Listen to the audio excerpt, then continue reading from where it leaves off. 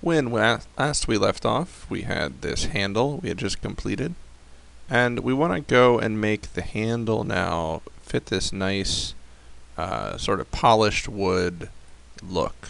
Okay, so there's no real hard edges on any of this. This is one nice smooth piece of polished wood on the handle. Okay, so we're going to use that same technique that we used earlier to create a reference object here. Reference. And on this reference, I'm going to add a turbo smooth. We're going to use turbo smooth for this whole project here.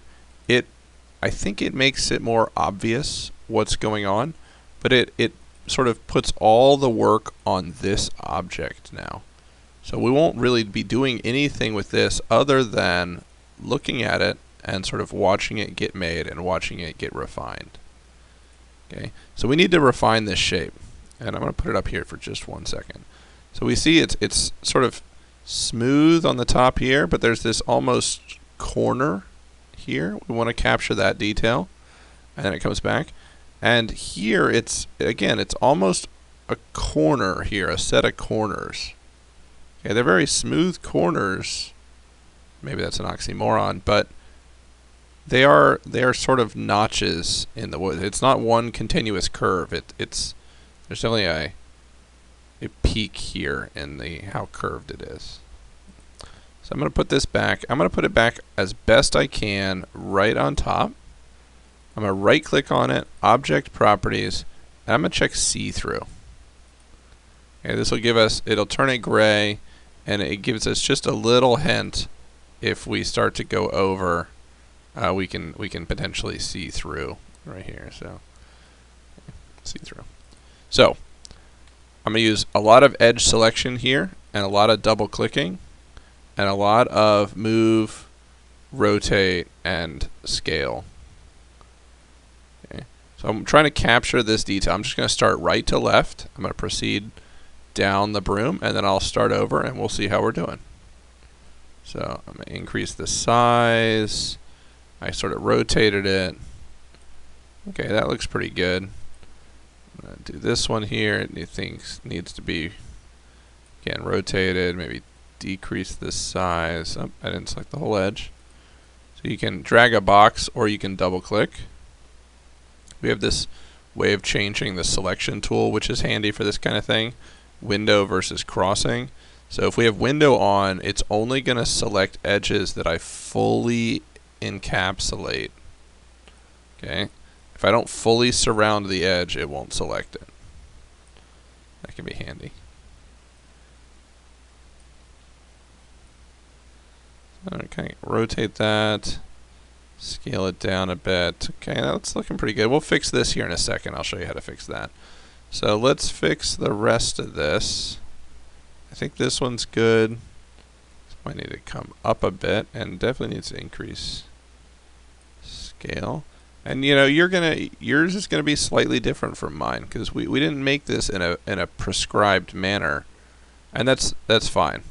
Okay, so here's where it gets a little tricky. This is super smooth, and we saw before, mesh smooth is an averaging operation. It's always gonna be smoother than it was. So how can we make this less smooth? And the answer is adding loops. So we'll start with just adding a swift loop here. I'm going to put a swift loop right there, and we get this corner now. And I'm going to put one down here too. Okay, these loops are going around this way, not lengthwise. They're going sort of around the broom handle. Okay, I'm going to put one more up here because I feel like this is a little sharper of a corner. That should be good. So I turn swift loop off. And now I'm just going to double click on these edges and position them like so. Okay, this one might need to increase their size a little. Double click again. Right, double click to get the whole loop. Okay, that looks pretty good. Move this one down a touch. Okay, I'm going to move the edge loop down into the broom. Okay, so we said we were going to fix this. We're going to fix that the same way we fixed that corner just a second ago. We're going to add a swift loop right here at the very end and move it and scale it just so. Okay, so that looks pretty good to me. And how does it look on the edge? Well, it kind of depends on how we want it to look.